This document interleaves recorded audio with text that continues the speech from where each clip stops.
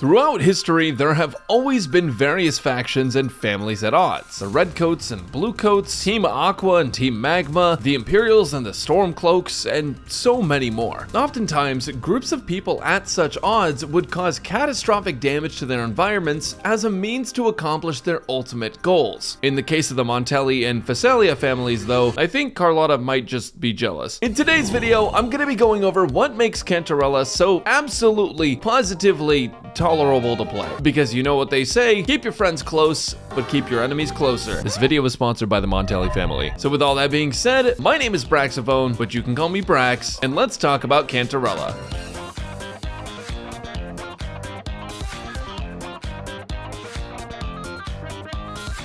Some characters in Wuthering Waves feel pretty floaty. Cantarella players should know that aside from her chest essentially having two of its own sentient beings, Cantarella herself is also quite floaty. This is because she has multiple combos where she moves quite a bit, and you'll need to master multiple different rotations with her to maximize her value and stay within buffs. I'm not kidding you, her rotation on the field changes based on the team, and it's pretty crazy and a lot to learn. Her kit is actually way too long to read though, if I want this video to be even remotely watchable. I don't know if you guys believe me, but genuinely look at this. The main thing you need to know about Cantarella is that she's a healer with coordinated attacks and a massive buff to the following character. She's a Havoc character who gives Havoc damage and skill damage amplified to the next character with her outro skill, so she pairs well with quite a bit of the cast. All you need to know to play her is that you press every button and she has a domain expansion. Cantarella's gameplay completely focuses on her Forte gauge, and once it's full, you actually have another Forte gauge. Her Forte gauge gets filled by her intro skill, basic attack 3, and skill. Her Resonance Liberation also gives 3 bars of her Forte gauge instead of the usual 1. Once it's full, she starts serving Cant. With her Forte circuit activated, her basic attacks and skill both get enhanced. Now, if you see the 3 diamonds below her Forte, those are called Shiver, and that's what I meant by the second Forte gauge. You get Shiver by attacking in her enhanced state. When you have all 3, it enhances your skill again and gives it not only a bunch more damage, but it also begins to debuff enemies and slow them down, as if they're in water, which is actually quite cool because Cantarella is a water character. Most people don't believe this statistic, but maybe we really are made of 80% water.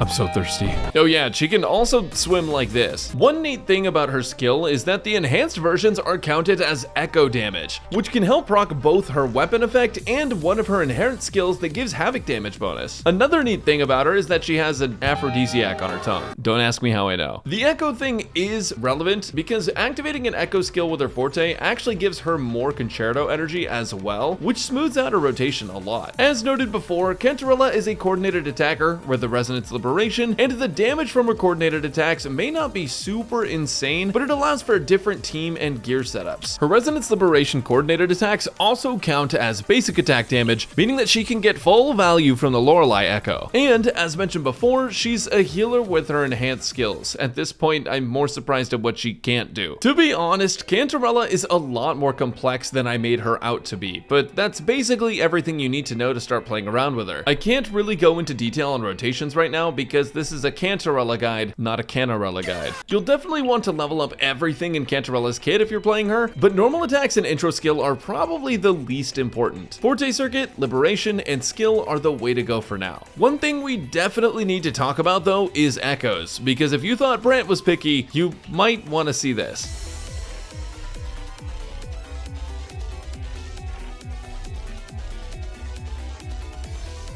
So last patch, there was this whole thing about Brant being hard to build, which if you're optimizing him, he can be. Well, though Cantarella isn't as difficult to build, she still is pretty demanding about her stats in order to have her feel fluid, and I'm not talking about my own. Luckily, there is a new Havoc set, or new to 2.0, that gives her a Havoc damage bonus on the 2-piece and gives a big Havoc damage bonus to the next character with the 5-piece set. By using Lorelei, you can get 12% more Havoc damage bonus on Cantarella and an extra extra 12% basic attack damage bonus for the rest of her kit. This echo feels made for her, and you should absolutely use it. As far as stats go though, she's similar to other damage dealers, where you want to have a crit 4 cost echo, 2 havoc damage 3 costs, and 2 attack 1 costs. But that is in a perfect scenario, because Cantarella actually does need 135% energy regen in her worst case scenario team to be able to use her liberation every rotation. And that means that you'll need to get energy regen on almost all of your echoes if you want to meet her requirements for smooth play, and at that point, it might be better to substitute one of your 3 cost havoc damages for a 3 cost energy regen echo. Other than that, crit rate and damage are a must, and basic attack damage bonus and attack percent are decent too as far as substats go. You also have the option of running her with the Moonlit Cloud set if you have one ready, and it's a decent option especially if you're not running her with a havoc carry character, though her personal damage is good enough to where I would still recommend using Midnight Veil 5-piece if you're using her with a havoc carry. As an example, this is what your builds could look like. So her energy requirements are pretty high, but unlike Brant, Cantarella has plenty of weapon options to choose from, so let's go over those next.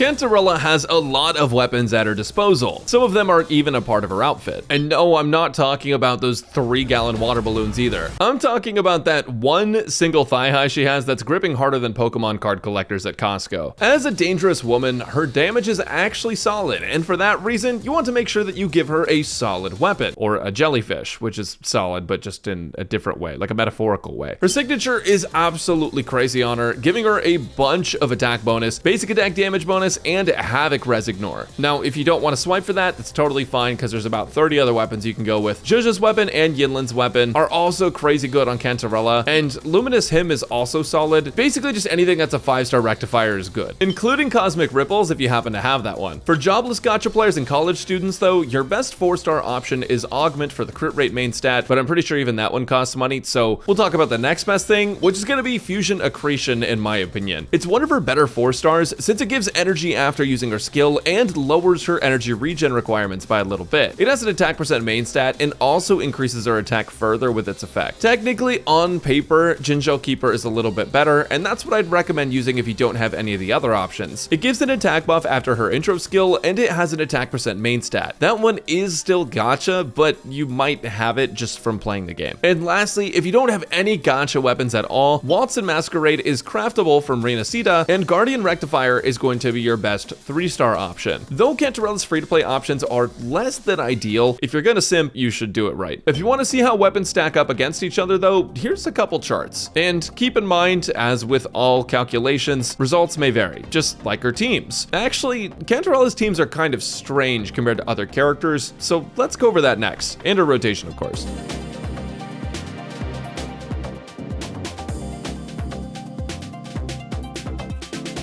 Cantarella is a relatively attractive female character. She's no Carlotta though, and I don't really have any desire to get to know her. After all, I'm scared of women, especially ones who want me. Cantarella might have some of the most synergies in wuwa yet. She plays well with multiple different carries and not just Havoc ones. Her outro gives skill amplification in addition to the Havoc amp, and she has coordinated attacks, so she works great with Carlotta and Jinxie. But of course, she's a solid character for your Havoc DPS like Camellia and even Havoc Rover. I'd say she's good for dungeon mains, but they're just soloing everything anyways. But what's super cool is since her basic and ult damage both count as basic attack damage, she works great with Sanhua as well. Wow, would you look at that? Another character carried by Sanhua. Cantarella also heals a bit, so you can use a team of Sanhua, Cantarella, and Carlotta together and get some pretty solid results. But if you're looking for your more typical teams, something along the lines of Shorekeeper, Cantarella, and Camellia could work, or you can replace Camellia with Havoc Rover if you're based. Chengli and Brant can also work, but it's a little unconventional to optimize them all together unless you're some kind of god. The biggest issue with Cantarella though is how her rotation can change significantly based on her team, meaning that on some teams she will feel worse to play even if that team is theoretically better. In this guide, I'll give you a rough outline of her rotation that works in most teams, but you might have to adjust it a bit to get her working with your specific setup. Assuming you have 135% energy regen, you can use Cantarella's intro skill skill, then basic attack 3 times right into her ultimate. Right after her ultimate, you can activate her Forte circuit and skill for some more energy in Concerto. Then you can basic attack 1, 2, 3, use her enhanced skill, and then her echo into her outro skill. That should net you solid Cantarella damage, and with enough energy regen, you'll have your ultimate ready by the next rotation. Now there are some other characters that you can run with her where you don't need 135, you can use something like 121, but having more energy regen is always going to be a bit safer, so if you can manage to get it on your substats, it's basically not a loss at all. There are more complex ways to play her, but I don't want to give a Phasalia too much screen time, so let's just hurry up and talk about Cantarella sequence nodes.